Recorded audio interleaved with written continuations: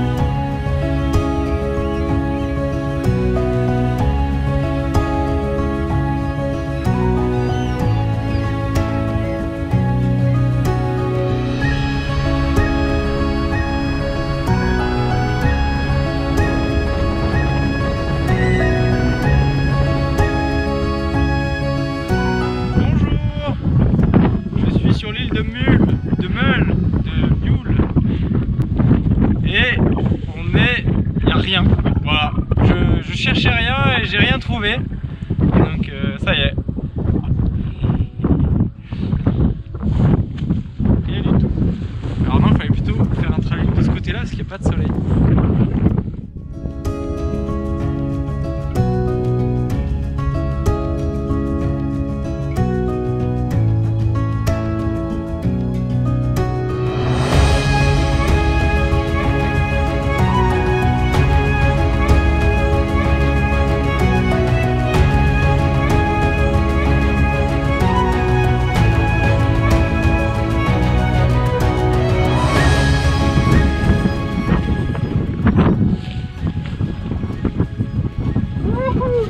un petit moment au milieu où t'es en mode... Je fais pas ça, moi.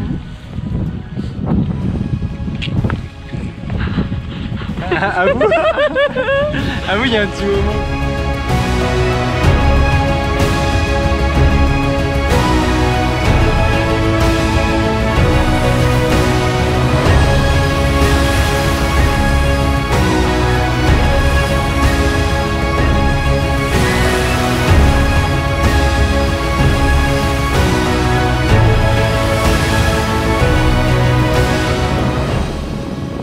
Tu vas aller te baigner ou pas? Jamais de la vie. Jamais.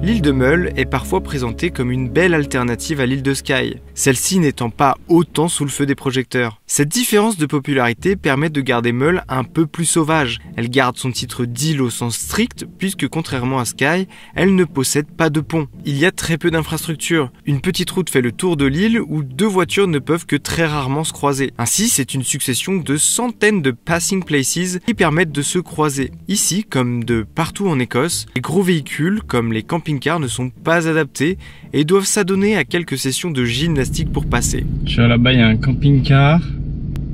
Ça va être la mierda. Allez, passe. Hop, c'est reparti. Malgré tout, on s'est senti tranquille sur cette île et nous n'avons que très rarement croisé de véhicules. Nous ne voyons pas de sentiers de randonnée et les quelques marcheurs que nous croisons se baladent à travers les champs. Des fois, tu vois des gens au milieu de la végétation sans trop savoir où ils vont. Sans être le plus inhabité, cela représente quand même ce qu'il y a de plus sauvage en Écosse. Peu de routes, peu de chemins, pas vraiment de champs, mais des terrains vagues où la nature fait sa vie. Pas de ligne électrique à l'horizon, pas de clôture, rien. Le bonheur pour une véritable retraite dans la nature. Je ne sors pas le vélo ici. Le but est de passer tout en admirant le paysage depuis la voiture, car après tout, sur ces petites routes, on ne roule pas bien vite. Cette tranquillité profite à la faune locale qui a fait de ces îles son repère. C'est le refuge d'oiseaux marins, comme le petit macareux, une des mascottes de l'île. Bon, l'Écosse, c'est aussi pas mal de pluie, hein. Véridique. Ah, tu vois, il y a déjà une goutte. Il y a déjà une goutte sur l'objectif. Haha. Tu vois, j'ai la capuche, je mens pas. Et là, du coup, on se balade d'île en île. Du coup, l'île de Mull, voilà, toujours un problème de prononciation. On va essayer de rejoindre l'île de Skye par un peu les... Pas forcément des îles, mais il y a aussi des presqu'îles. Et du coup, au lieu de faire tout le tour, parce que c'est quand même des sacrées distances, on essaie de prendre le ferry. Mais c'est pas des endroits qui sont très... comment dire, la circulation, voilà. La circulation, c'est faible. Là, c'est la file d'attente.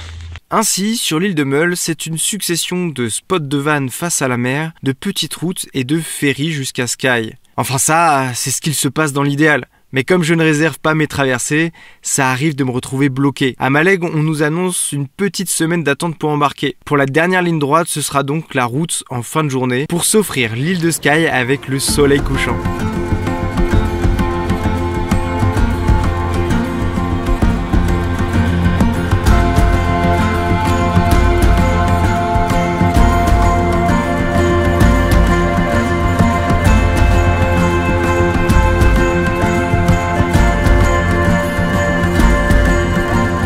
De Skye, ça vous parle? C'est certainement l'île la plus célèbre du Royaume-Uni. Située au nord-ouest, on n'hésite pas à venir de l'autre bout du monde pour admirer ses cascades magnifiques, ses montagnes verdoyantes et découvrir ses légendes ancestrales. Tout est réuni pour attirer le public. Nous passons d'une île déserte à une île bien remplie. Et encore, nous voyageons hors saison. Le moindre caillou qui dépasse semble être érigé au rang de monument incontournable. Avec tout ce monde, serait-il possible de faire du vélo? Ici, pas de bike park non plus, mais des sentiers partagés. Et je me dis que ça pourrait être cool de découvrir un endroit incontournable de l'île à vélo. Je choisis un peu au hasard mon lieu d'expérience de Skye VTT. Et ce sera les Quirrén.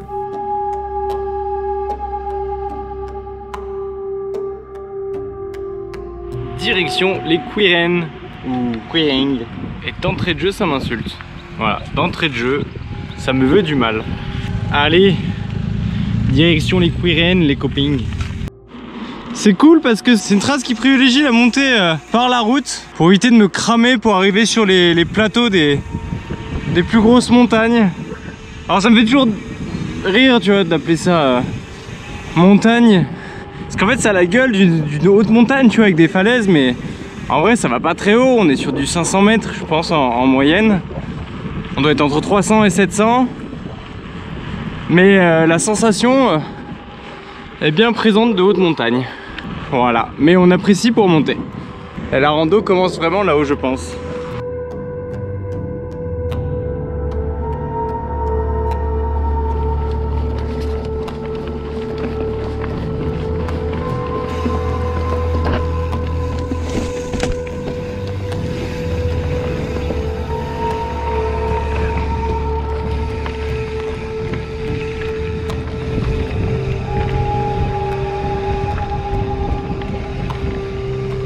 Honnêtement, c'est très beau. Mais le nombre de randonneurs ne permet pas une évasion totale. Je précise que je suis toujours sur des traces qui ne mentionnent aucune interdiction de passer à vélo. Bien entendu, en cas d'interdiction, je ne m'aventure pas. Je considère que nous sommes tous responsables de l'image que nous envoyons du VTTiste. Nous sommes tous des ambassadeurs du vélo, encore plus peut-être lorsque nous ne sommes pas du coin. Le chemin est assez dangereux, la prudence est de mise, et je préfère descendre plutôt que de gêner les marcheurs. Ces derniers sont généralement très sympas, et semblent plutôt ressentir de la compassion pour moi, et se demandent sûrement pourquoi il s'aventure ici, celui-là.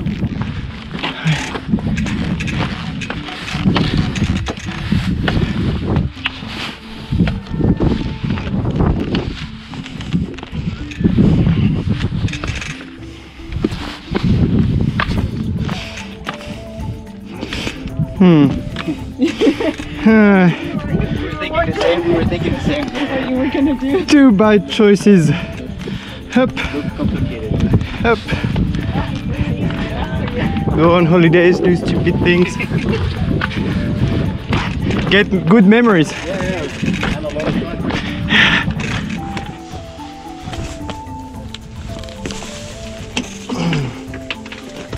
Oh, ça va être marrant ça. Hop. C'est bon, merci. Ouais, j'ai entendu de loin. Hop. Merci. Je sais dans quoi je m'engage. Hein. Oh, il y en a 2-3 comme ça, mais le reste ça devrait aller. Thank you. So cool. Thanks.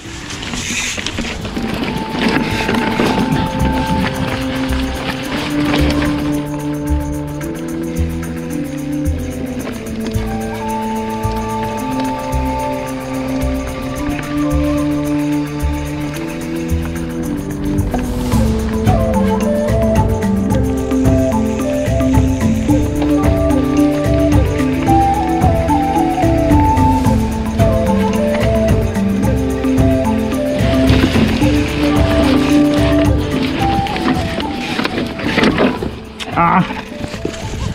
Ah! No! Made it so far! Thanks! Almost. Ah, that corner is over this rock! Woo! Let's go! Let's, wow. Sometimes you just fail. Yeah, when the step was done.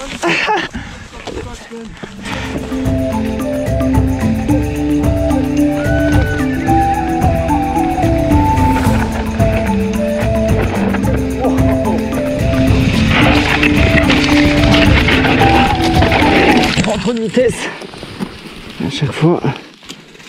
Ouah. Ouah. Ouh. Ouah. La vitesse que tu prends, super dur, impossible je dirais même. Là regarde, ce pan là-bas, trop dur. Là, on est vraiment sur du trail naturel, mais tout ne passe pas quoi. En tout cas moi je le passe pas. En effet, s'il n'y a pas d'interdiction, le sentier étroit et cassant suffit à indiquer que les vélos ne sont pas nécessairement les bienvenus. Et entre les marcheurs et les parties de portage, difficile de rester très longtemps sur le vélo. Et même si les sensations ne sont pas là à 100%, on ne peut pas nier que le cadre est magnifique, avec ces montagnes entre la roche noire et la végétation verte.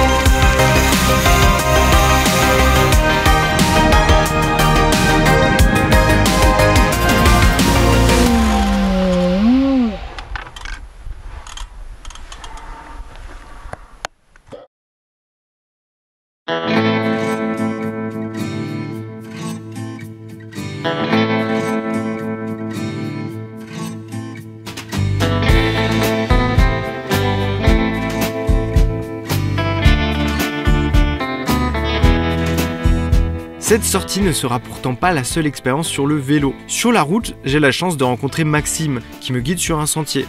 Donc ce monsieur, c'est Maxime, moniteur VTT et GPS pour la journée. Voilà. Moi, je prévois pas grand chose quand je vais dans des endroits magnifiques, mais je tombe sur des gens comme Maxime, bien plus préparés et qui sont très gentils pour m'emmener. Mais qui connaissent pas trop l'endroit. Voilà, ça tu le découvres quand t'es dans la trace. Est-ce qu'on peut se plaindre? Non. On va présenter le meilleur, hein. C'est-à-dire qu'en gros, il y a la petite cascade, il y a un soleil de fou. Ça pédale fort. Maxime, guide et moniteur VTT dans les Pyrénées, roule très bien. Apparemment, il ne marche que quand ce n'est plus possible à vélo. Et vu le niveau, je ne pense pas qu'il marche souvent. C'est simple, il faut bien 1 mètre d'eau pour le faire ralentir. Sauf que tu réapparais pas de l'autre côté là. Non. Alors il fait beau, mais le taux d'humidité au sol est de 99% quand même. Le terrain est défoncé et les chemins sont bourrés de petites tranchées pour réguler l'eau. On est obligé de faire des bunny-up tous les 10 mètres. Une d'entre elles me fera chuter malheureusement. Ces petites tranchées pour faire circuler l'eau sont assez traîtres, car elles sont bien évidemment pas standardisées. Et les franchissements comme ça en montée, eh bien parfois mon niveau technique me dit tout simplement non.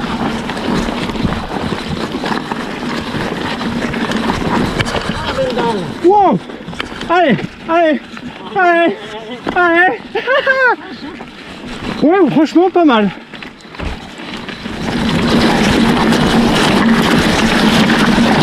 Bon, j'ai l'impression que t'es un peu dans une rivière. Hein. Ouais.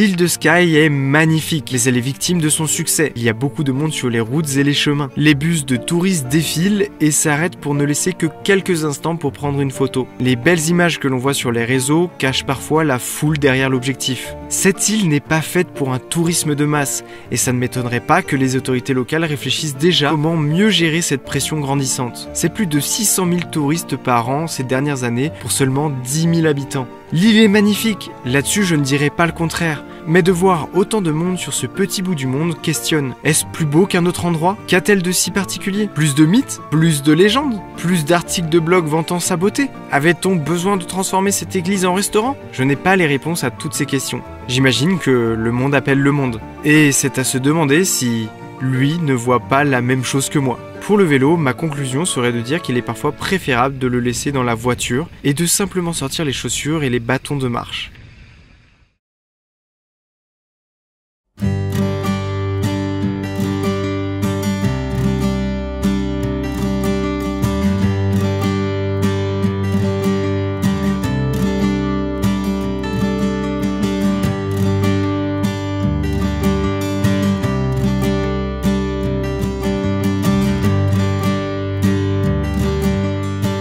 Je te l'accorde, il y a eu moins d'images de vélo sur ce coin du monde. Mais parfois, ça fait du bien de se laisser porter et de juste profiter du paysage. Ce moment suspendu dans le temps, au milieu de cette belle nature. À certains moments, cette île semblait être le bout du monde. Ce n'est pas le bout du monde en soi, mais pour moi, ça y ressemblait. On ne peut parfois pas l'expliquer. Un rocher, un peu plus loin que les autres, accroché au-dessus de l'eau, devient le bout du monde. C'était un bonheur de regarder l'eau et d'essayer de se convaincre que ce que l'on observe est une baleine et pas une simple vague. Je l'ai vu!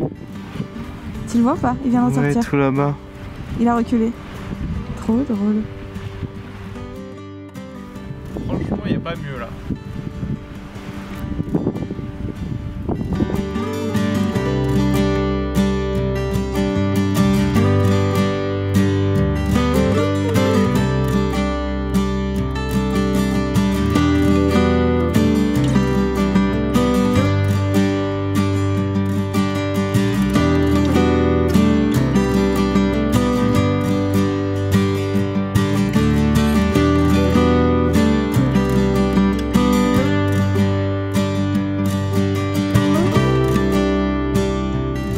Après la sensation d'un bain de foule, je suis content de m'aventurer et de m'enfoncer dans les terres, dans le parc naturel des Cairngorms, où un grand nombre de personnes disparaissent chaque année mystérieusement.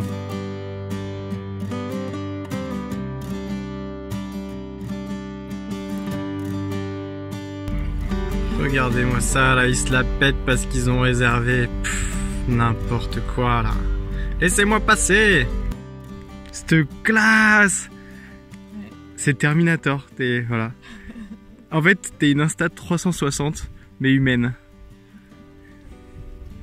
Caméra devant, caméra derrière. Voilà. Le dernier modèle. Ça vient de sortir.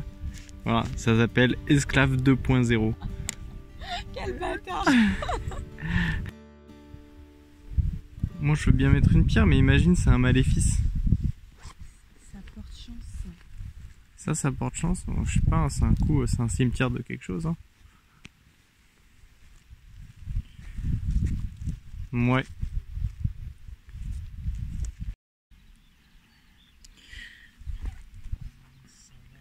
Là, il y a une petite vis. Et là, il n'y a plus de petite vis. Ça s'appelle casser son frein avant. Mais ça marche. Ça marche, attends!